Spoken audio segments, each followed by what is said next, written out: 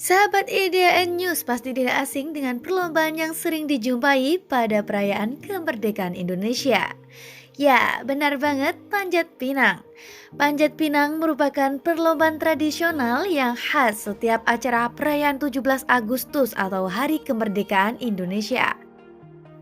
Namun, tahu gak sih di balik serunya perlombaan tersebut terdapat sejarah dan fakta menarik di dalamnya loh? Yuk simak sejarah di balik lomba Panjat Pinang. Yang pertama, Panjat Pinang sudah ada sejak masa penjajahan. Asal-usul Panjat Pinang dimulai sejak masa penjajahan Belanda.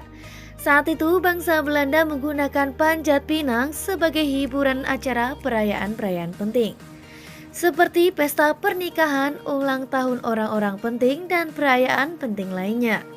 Cara permainannya pun sama seperti saat ini.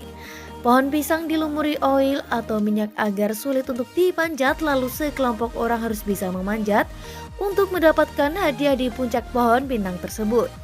Di puncak sudah tergantung hadiah-hadiah yang menarik, hadiahnya pun berbeda dengan masa kini. Dahulu, hadiah-hadiah tersebut berupa barang-barang pokok seperti beras, tepung, pakaian, dan lainnya. Peserta lomba sangat berusaha keras untuk mendapatkan barang-barang pokok tersebut. Karena pada zaman tersebut barang-barang pokok memiliki nilai yang sangat mahal. Yang kedua, sebagai perayaan Ratu Belanda. Jika saat ini Panjat Pinang dilakukan sebagai peringatan Hari Kemerdekaan Indonesia, namun pada zaman kolonial, Panjat Pinang dilakukan sebagai hiburan untuk memperingati ulang tahun Ratu Belanda Wilhelmina. Wilhelmina adalah ahli waris mahkota kerajaan Belanda. Uniknya, jika saat ini Panjat Pinang dilakukan setiap tanggal 17 Agustus, dahulu Panjat Pinang dilakukan setiap tanggal 31 Agustus yang merupakan hari ulang tahun Ratu. Ulang tahun Ratu merupakan acara besar yang dirayakan keluarga, koleganya, kalangan bangsawan, dan koloni-koloni Belanda di belahan dunia lain. Sehingga pada perayaan ulang tahunnya selalu dihadirkan hiburan Panjat Pinang yang sampai saat ini masih menjadi tradisi perlombaan di Indonesia. Yang terakhir adalah Panjat Pinang sebagai simbol penindasan.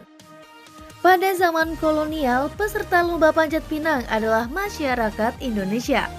Sedangkan orang-orang Belanda hanyalah sebagai penonton. Masyarakat Indonesia yang berusaha dengan susah payah untuk menginjak temannya untuk berusaha mendapatkan hadiah berupa barang-barang pokok yang saat itu bernilai tinggi, menggambarkan bahwa saat itu masyarakat Indonesia miskin. Sedangkan orang-orang Belanda hanya menonton, yang menurut mereka itu adalah pertunjukan yang menarik.